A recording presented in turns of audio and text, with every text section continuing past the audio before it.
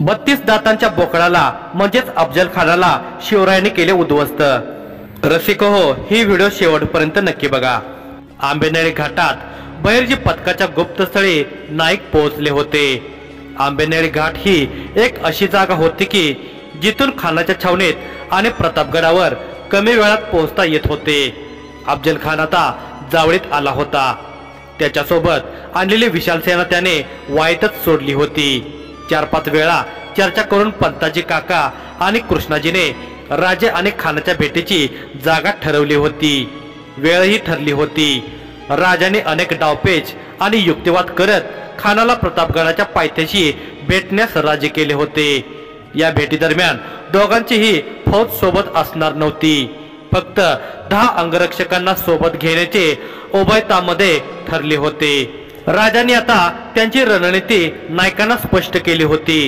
त्यानुसार बहिर्जी पथकावर काही जबाबदाऱ्या टाकण्यात आल्या होत्या। नायकांना राजांच्या त्या सूचना खानाच्या सैन्यातील आपल्या हेरांना आणि जंगलात लपून खानावर लक्ष ठेवणाऱ्या जासुदांना द्यायच्या होत्या। त्यासाठीच नाईक गुप्तस्थळी आले होते।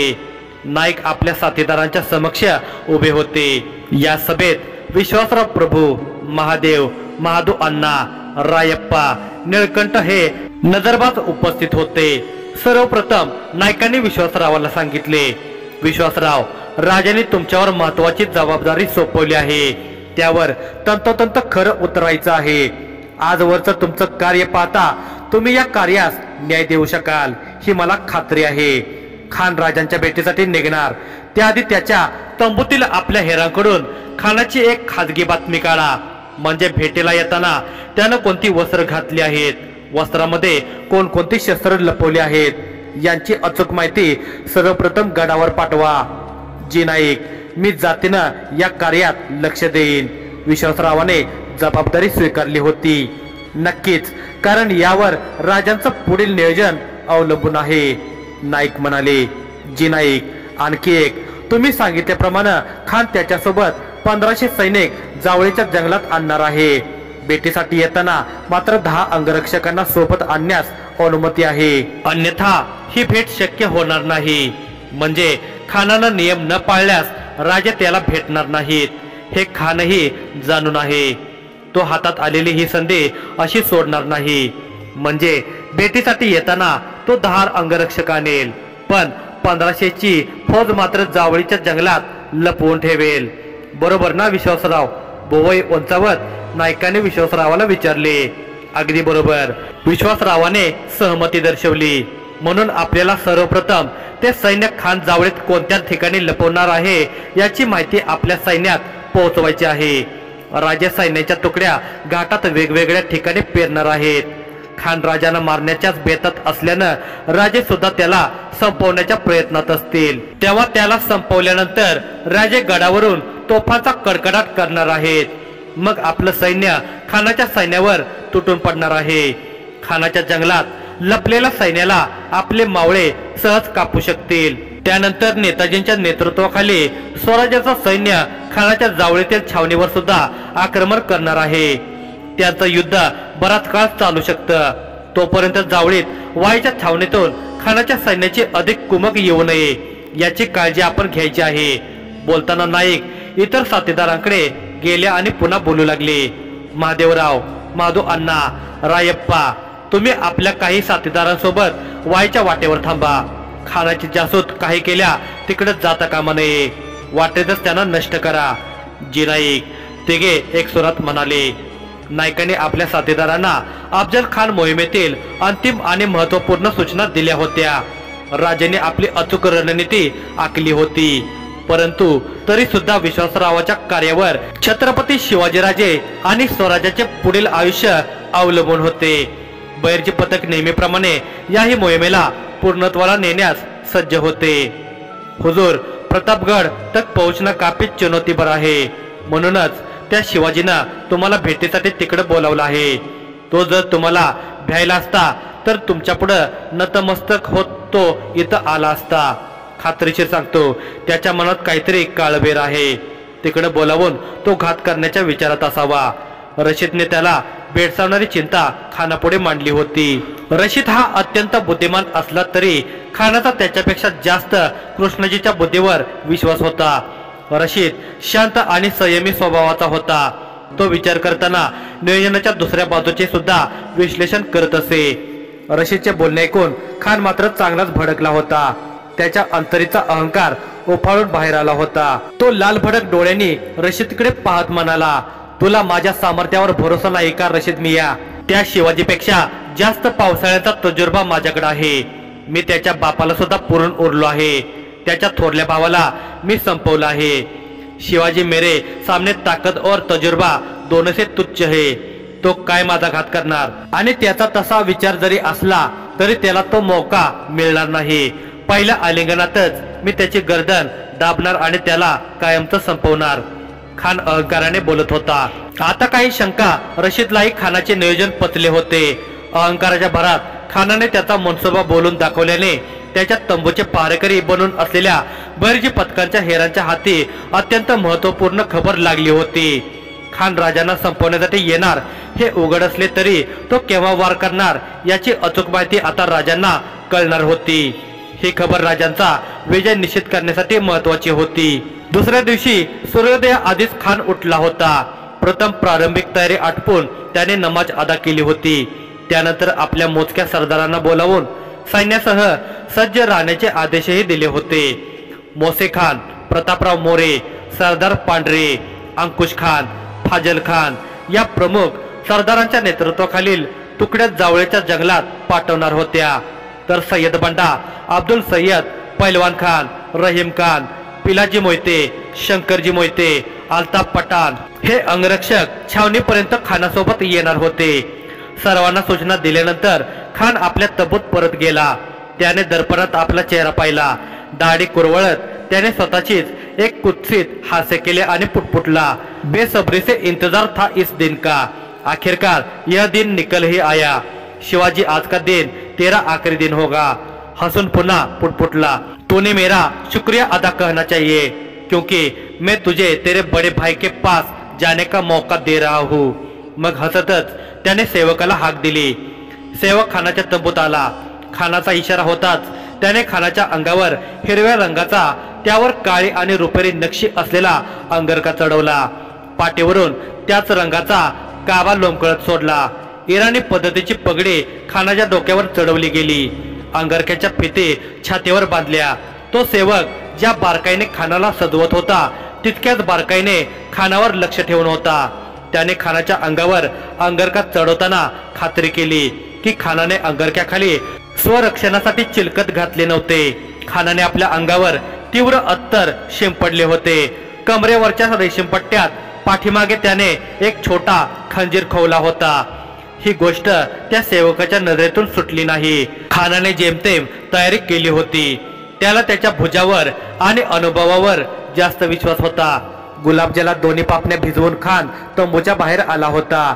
त्याच्या मागोमाग तो सेवक सुद्धा बाहेर आला होता। खान छावणीच्या मधोमध त्याच्यासाठी सज्ज असलेल्या पालखीत बसला होता। तेव्हा मिळालेल्या संधीचा फायदा घेत त्या सेवकाने खानाच्या पेहरावाची आणि खंजीर लपवल्याची खबर विश्वासरावाला दिली होती।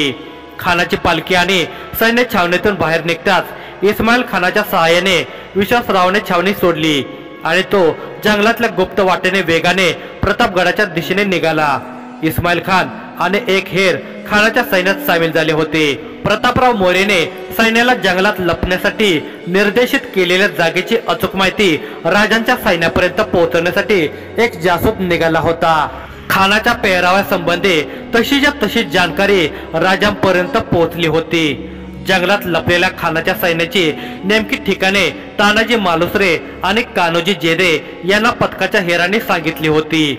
आपण आखलेल्या रणनीतीनुसार सगळे घडत असल्याची राजांना खात्री होताच राजे आपल्या कक्षात आले।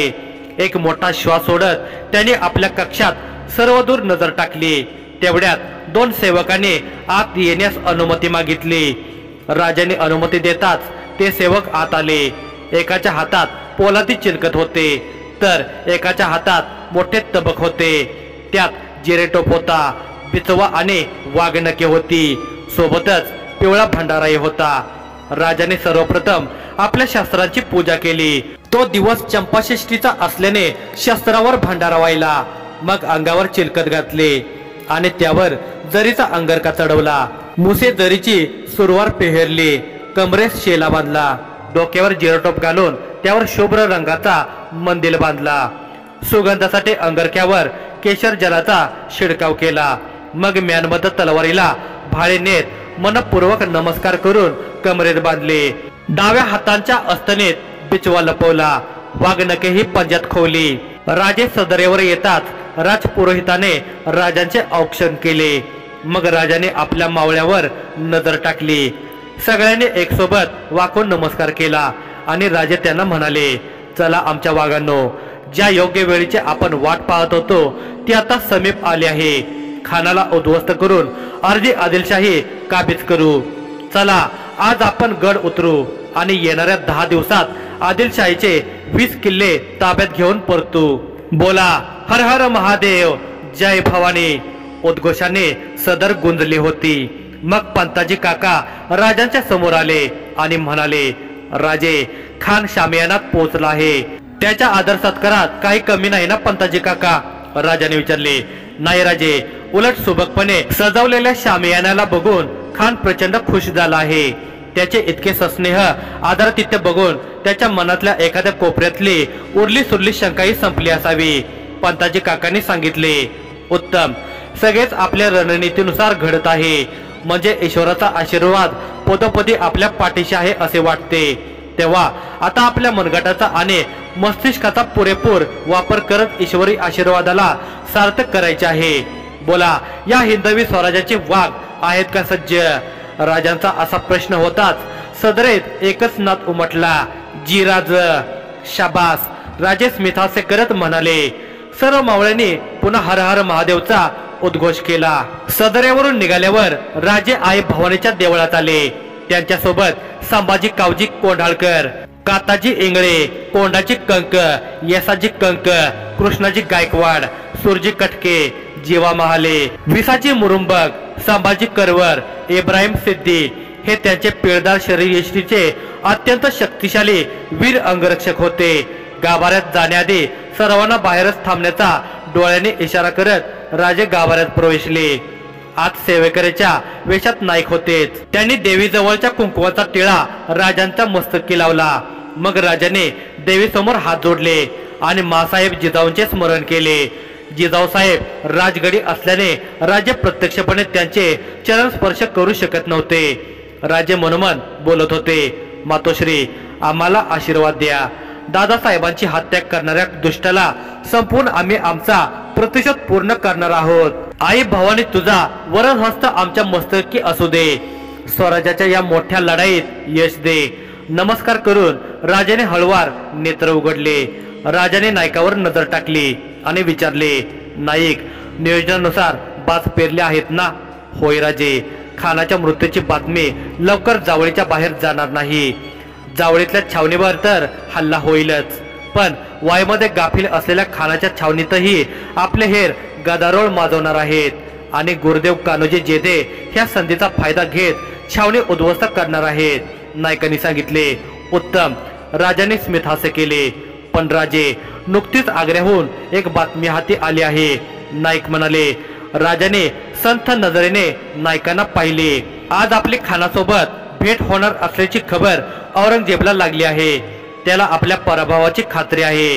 कपट कारस्थानात माहिर अफजल खानाला संपवणं आपल्याला शक्य नसल्याचा त्याचा समज आहे। त्यामुळे आपला पराभव होताच आपण जिंकलेल्या त्याच्या मुलकावर ताबा मिळवण्यासाठी त्याने त्याचा मामा शाहिस्ते खानाला सज्ज राहण्याचे आदेश दिले आहेत। नायकाने नुकतीच मिळालेली खबर राजांना सांगितली होती।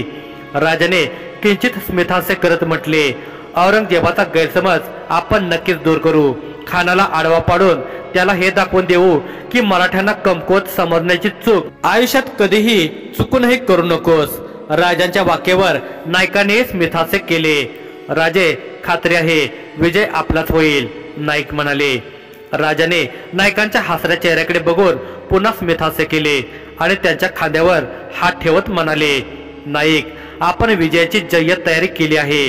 आपणच जिंकू असा आमचाही आत्मविश्वास आहे। पण कसे आहे, आपल्याला आपल्या नियोजनावर पूर्ण विश्वास असला तरी मंत्रयुद्धात ऐनवेळी काय प्रसंग घडेल हे आपण आताच छाती ठोकपणे सांगू शकत नाही। मंत्रयुद्धाचा निर्णय आपल्या बाजूने लागेल किंवा नाही सुद्धा। जर यदा कदाचित या मंत्रयुद्धाचा निर्णय आपल्या नियोजना विपरीत लागला तरी लक्षात असू द्या नाईक, आपल्या स्वराज्याची घोडदौड थांबता कामा नये। सह्याद्रीचे वादळ कधी शांत होऊ देऊ नका। आम्ही असलो नसलो तरी त्या अफजल खानाला जिवंत परत जाऊ देऊ नका। हा मराठ्यांचा मोठा विजय असेल। आम्ही स्वराज्याच्या कामी आलो तरी आज मराठेच जिंकायला हवेत। राजे नाईक पुढे बोलू शकत नव्हते। आणि आणखी एक, बाळराजे संभाजी मोठे होईपर्यंत प्रशासनावर आणि गनिमावर आपला असाच गुप्त ताबा ठेवा। स्वराज्याचा वटवृक्ष बहर ठेवा। रयतेला कायम सुखाचे दिवस लाभू द्या। या भारतवर्षाची शक्य होईल तितकी भूमी तुर्की, मुघल, इराणी, आदिलशहा, फ्रेंच, डच आणि टोपीकरांपासून मुक्त करा। आपली रायरेश्वरची शपथ पूर्ण करा। राजे, ही शपथ पूर्ण होताना आपण आपल्या नेत्राने बघणार आहात। परकीयांपासून मुक्त झालेल्या भूमीवर आपण आपल्या हाताने भगवा ध्वज फडकवणार आहात। काही होणार नाही आपल्याला। राजे, यश आपल्यालाच येणार आहे, नाईक तळमळीने म्हणाले। नायकांची तळमळ बघून राजाने स्मितहास्य केले आणि दोन्ही हात नायकांच्या खांद्यावर ठेवत म्हटले, आम्ही नेहमीच विचार करतो नाईक, अशी कोणती जादू आहे तुमच्या बोलण्यात की तुमच्याशी निव्वळ मात्र बोलण्याने योद्ध्याच्या अंगी आपसुकच वीरश्री संचारते। अचानक योद्ध्याच्या भावनावर लगाम लागतो। तुमच्या ह्या सकारात्मक आणि तितक्याच स्फूर्तिदायी शब्दाने तुम्ही तुमच्यासारखे अनेक बहिर्जी तयार केले आहेत आणि तुमच्या ह्याच बहिर्जीमुळे आपण धूर्त खानाला आपल्या बोटावर नाचवत आहोत। या स्वराज्यासाठी तुमचे योगदान अतुलनीय आहे नाईक, आणि आम्हाला माहित आहे की इतके मोठे कार्य साधून सुद्धा तुम्हाला त्याचे श्रेय किंवा कोणता सन्मानही नको असतो। राजे, आपण माझ्या खांद्यावर हात ठेवून बोलत आहात, यापेक्षा आणखी काय पाहिजे? आपल्या हृदयात एक जागा आमच्यासाठी राखून आहे, यापेक्षा मोठा कोणता सन्मान असू शकतो का? बोलताना नायकांचे डोळे आनंदाश्रूंनी डबडबले होते। ते बघून राजांनाही भरून आले होते। त्यांनी पटकन नायकांना मिठी मारली आणि अलगद त्यांची पाठ थोपटली। राजे जाणून होते की खानाला इथेपर्यंत घेऊन येण्यासाठी बहिर्जी पथकाने किती कष्ट केले होते। ते आपल्या मावळ्यांची मेहनत उघड्या डोळ्यांनी बघत होते। राजांना आपल्या साथीदारांच्या कष्टाची, त्यांच्या त्यागाची जाण असल्यानेच मावळे स्वराज्यासाठी बलिदान देण्यासाठी सदैव तत्पर असत। राजे इतर शासकांप्रमाणे सत्तेच्या धुंदीत न राहता आपल्या साथीदारांमध्ये मिसळत असत, त्यांच्या कार्याचे मनपूर्वक कौतुक करत असत। खान शामियानातील आसनावर बसून राजांची आतुरतेने वाट पाहत होता। ही राजांची शिष्टाई होती। खान राजांना एका बंडखोर सरदाराचा पुत्र म्हणून प्रत्येक खलिद्यात अप्रत्यक्षपणे संबोधत होता। त्याला उत्तर म्हणून राजाने मुद्दाम त्याची भेट घेण्यात घाई केली नव्हती, त्याला आणखी तात्कळत ठेवले होते। तो कंटाळत आसनावरून उठून उभा राहिला। दात ओठ खात कृष्णाजी पंताला आणि पंताजी काकांना विचारू लागला, कुठं आहे शिवाजी? माझी तौहीन करण्यासाठी मुद्दाम दिरंगाई करत आहे का? मी सूर्योदया आधी उठून भेटीसाठी सज्ज झालो आहे। छावणीतून गडाजवळ आलो तरी तुमच्या शिवाजीला गडाच्या पायथ्याशी यायला इतका उशीर? इतक्यात शामियानाच्या द्वारात राजे येऊन उभे राहिले। राजांना पाहून पंताजी काका बोकील म्हणाले, आलेत आमचे महाराज। खानाने राजांना निरखून पाहिले, मग खोटे हास्य आणत म्हणाला, या शिवाजीराजे भोसले। राजे पुढे आले तसे खान शिवाजीराजांना प्रथमच पाहत होता। तो राजांना बघून थक्क झाला। सर्वप्रथम त्याला बडे बेगम साहेबाला दिलेले शब्द आठवू लागले, ज्याला मारण्यासाठी त्याने इतके महिने वाट पाहिली। तो त्याच्या समोर उभा होता। तो अत्यंत आनंदला होता। त्याने भरभर राजावरून नजर फिरवली। तुम तो दुसरे शहाजी हो, तेच डोळे, तीच नजर, तेच कपाळ, तेच नाक। असं वाटत आहे की मी माझ्या परममित्र शहाजी राजांनाच भेटत आहे। दिल खुश हुआ। आम्हालाही आपल्याला भेटून आनंद झाला आहे खान साहेब। तुम्ही आमच्या वडिलांचे मित्र आहात, त्या नात्याने आमचे काका। राजे म्हणाले, क्या बात, दिल छूने वाली बात बोली तुमने शिवाजी। माफ करना, पर अब हम तुम्हारे काका है तो सिर्फ शिवाजी बोल सकते हैं। खान हसत म्हणाला, हरकत नहीं। राजाने स्मित करत म्हटले, शुक्र है तुमने हमारी बात मान ली और मिलने के लिए राजी हुए। वरना हमारे भतीजे पर हमें खामका आक्रमण करना पडता। खान एक भुवई उंचावत म्हणाला, आपल्या ताकदीला आम्ही जाणून आहोत खान साहेब, आपल्याशी लढण्यात आम्हीच काय, हिंदुस्थानात कुणीही समर्थ नाही। आम्हाला आपली अट मान्य आहे। आम्ही आमच्या जहागिरी व्यतिरिक्त आदिलशाहीचा मारलेला मुलूक आपल्या स्वाधीन करत आहोत। राजे शांतपणे म्हणाले। त्यांना अफजल खानाला आपण सावध असल्याचा थांगपत्ता लागू द्यायचा नव्हता, म्हणून ते खानाची वरवर स्तुती करत होते। वाह शाबाश शिवाजी, तुम काफी समझदार हो, मैं तुम्हारी समझदारी का दीवान हो गया हूँ। वैसे ये सब बातें बैठकर आराम से होती रहेंगी, पर हम पहली बार मिल रहे हैं, गले नहीं मिलोगे? हात पसरत खान म्हणाला। का नाही, राजे स्मित करत म्हणाले आणि एक पाऊल पुढे टाकून जागच्या जागी थांबले। राजांची नजर खानाच्या कमरेवरील तलवारीवर होती। खान कळून चुकला, समज गया असे म्हणत त्याने तलवार म्यानेसकट कृष्णाजी पंताच्या स्वाधीन केली। राजानेही आपली तलवार पंताजी काका बोकील यांना सोपवली आणि त्याला बाहेर थांबण्याचा इशारा केला। पंताजी काका बाहेर गेले, म्हणून नाईलाजाने खानालाही आपल्या वकिलाला बाहेर थांबवणे भाग पडले। दोन्ही वकील शामियानाच्या बाहेर उभे राहिले। आता खान स्मित हास्य करत पुढे आला। तेव्हा राजे त्याला म्हणाले, आपण वडील माणूस आहात, तेव्हा आपण चालण्याचे कष्ट घेऊ नका, आम्ही येतो। राजे खानाच्या दिशेने चालू लागले। राजांच्या वाक्यावर हसतच खान म्हणाला, जावली से हमें यहाँ बुलाया और अब बोल रहे हो कि आप कष्ट न ले। खानाच्या बोलण्यावर राजांनाही हसू आले। त्याबद्दल क्षमा करा खान साहेब असे म्हणत राजाने खानाला मिठी मारली। खानाच्या अकराळ विकराळ देहापुढे राजे खुजे वाटत होते। राजांचे मस्तक त्याच्या छातीपर्यंत येत होते। मिठी मारताना हसत असलेल्या खानाच्या चेहऱ्यावरचे भाव एकाएकी बदलले होते। क्षमा नाही, हरगिज नाही असे म्हणत खानाने राजांची मान काखेत घट्ट दाबली। राजांच्या मानेच्या नसावर दाब पडला। राजांचा चेहरा क्षणात लालबुंद झाला, डोळे लाल जर्द झाले, ते विस्फारू लागले। खान मात्र हसू लागला। हसतच त्याने शेल्यात लपवलेला खजीर काढला आणि राजांच्या पाठीवर वार केला। मानेपासून माकड हाडापर्यंत त्याने खंजीर घुसवून ओढले। राजांचा अंगरका फाटला, पण खानाचा खंजीर पूर्णपणे आत घुसला नाही। मग खानाने चिडून आणखी त्वेषाने वार केले, पण ते निरर्थक होते। राजाने आत पोलादी चिलकत घातले असल्याने राजाच्या त्वचेला खंजीराचा स्पर्श होत नव्हता। त्यामुळे खान आणखी भडकला आणि त्याने राजांच्या मानेवरील पकड आणखी घट्ट केली। आता राजाने शरीरातील ताकद कशीबशी मुठीत एकवटली आणि हाताचा पंजा उघडत त्यात लपवलेल्या वाघनखांना चपळतेने खानाच्या पोटात घुसवले। खान तळमळला। वेदनेमुळे त्याची राजांच्या मानेवरची पकड ढिली झाली। त्याचा लाभ घेत राजाने स्वतःची सुटका करवून घेतली। मग डाव्या हाताच्या अस्तनीत लपवलेला बिचवा काढला आणि खानाच्या पोटाला आडवी चीर दिली। खानाचे आतडे बाहेर काढले। खानाने पोट दोन्ही हाताने पकडून ठेवले। त्याच्या पोटातून घडाघडा रक्त वाहत होते। क्षणात जमीन रक्ताच्या थराळात माकली होती। खान ओरडू पाहत होता, पण त्याचे मस्तिष्क शून्य झाले होते। घशातून सहजपणे आवाज फुटत नव्हता। डोळ्यासमोर अंधारी येत होती। त्याचा तोल जात होता, तरी तो कसाबसा ओरडला, दगा, आणि जमिनीवर कोसळला। त्याचा आवाज ऐकून कृष्णाजी भास्कर आणि पंताजी काका आत आले। कृष्णाजी भास्करने त्याच्या हातातील खानाची तलवार उपसून राजावर हल्ला केला। राजाने वार तो चुकवला। पंताजी काकाने पटकन मेहनतून तलवार काढून राजांना दिली। मग राजे कृष्णाजीशी द्वंद्व करू लागले। त्यांच्या तलवारीचा आवाज ऐकून श्यामेच्या बाहेर उभे असलेले खानाचे अंगरक्षक धावून येऊ लागले, पण राजाच्या अंगरक्षकाने त्यांना अडवले आणि त्याच्यात द्वंद्व सुरू झाले। राजाने कृष्णाजीच्या तलवारीवर ताकदीने प्रहार केला।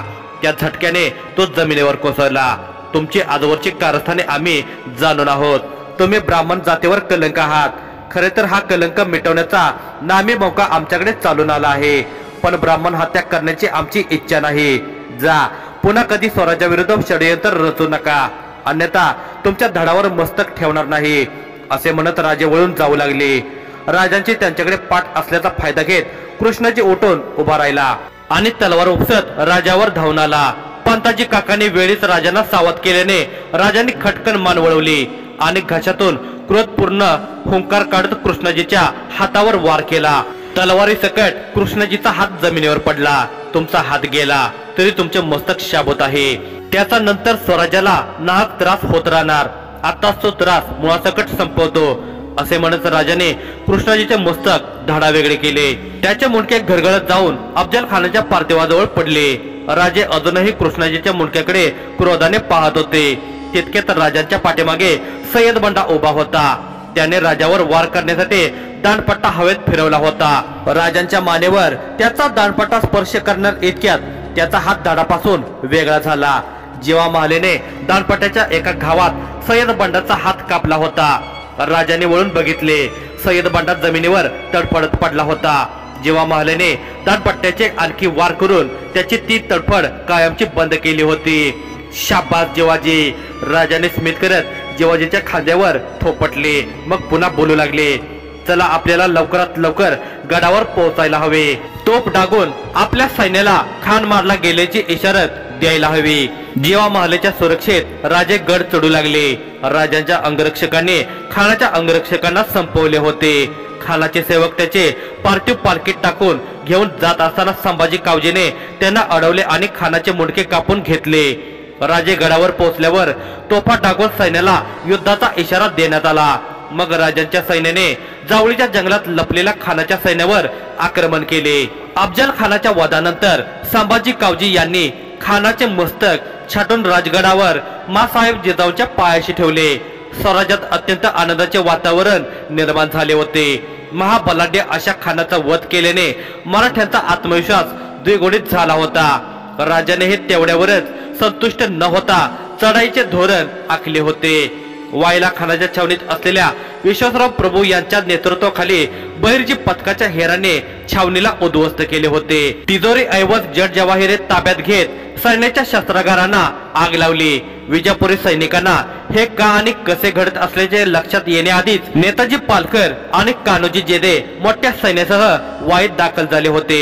त्यांनी विजापुरी सैन्याची चांगलीच कत्तल केली। अचानक झालेल्या हल्ल्याने बिथरलेले सैन्य विजापूरच्या दिशेने पळत सुटले। नेताजी पालकर सैन्यासह त्याचा पाठलाग करत होते। त्यांनी वाटेत येणारे सर्व गड किल्ले ताब्यात घेण्यास सुरुवात केली होती। छत्रपती शिवाजीराजे सुद्धा गड उतरून वाईला पोहोचले होते। वाईलाच त्यांनी सर्व सरदारांची सभा घेतली। सर्वांना आक्रमक पवित्रा घेण्याचा आदेश दिला। खानाच्या जाण्याने धास्तावलेल्या आदिलशाहीला सावरण्यास पुरेसा अवधी न देण्याचा राजाचा विचार होता। राजाने त्यांचा विचार सत्यात उतरवला। तुफानी घोडदौड करत राजाने खटाव, मायने, रामपूर, कलेठोन, वाळवे, हल, जयंतिका, अष्टी, अष्टे, वडगाव, वेलापूर, औदुंबर, मसूर, कराड, सुपे, तांबे, पाली, नेरले, कामोरे, विसापूर, साबे, उरण, कोळे आणि कोल्हापूर ही गावे ताब्यात घेतली।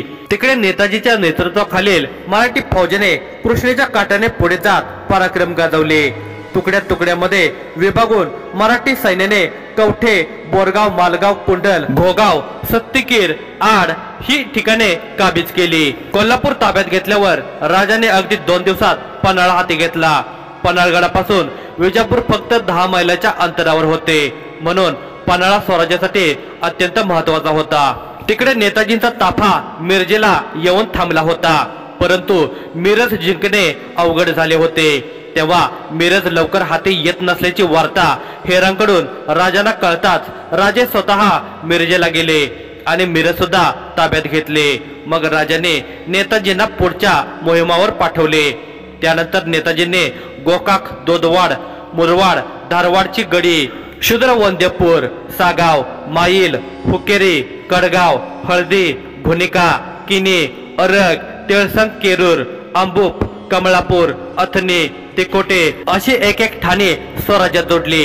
याशिवाय सातारा, चंदनगड, वंदनगड, विशालगड, पालगड, रांगणा, प्रसिद्धगड, भीवगड, पारगड, वसंतगड हे किल्ले मराठ्यांनी स्वराज्यात घेतले। राजांची इतके आक्रमक घोडदौड बघून विजापूरच्या आदिलशहाचे धाबे चांगलेच दाणाणले होते।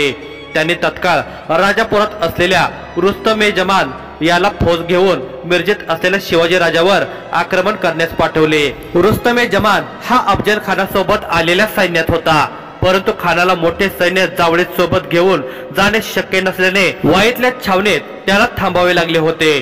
त्यानंतर तो राजापूरला त्याच्या जहागिरीत परतला होता।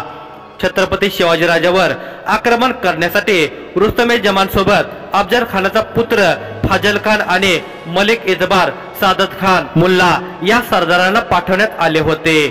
तोडक्या मोडक्या आणि खचलेल्या सैन्यासोबत रुस्तमे जमानने राजावर आक्रमण केले, परंतु या युद्धात रणांगणावर राजाने स्वतः उतरून रुस्तमे जमानच्या सैन्याची धूळधाण उडवली होती। जीव वाचवत सगळे सरदार आणि सैन्य विजापूरला पळून गेले। रुस्तमे जमान राजांच्या हाती सापडला होता, परंतु राजाने त्याला मुद्दाम जीवदान दिले होते, कारण तो शहाजी राजांचा परम मित्र रणदुल्ला खानाचा पुत्र होता। अफजल खानाच्या वधानंतर 5 ते 6 महिन्यातच स्वराज्याच्या सीमेचा बराच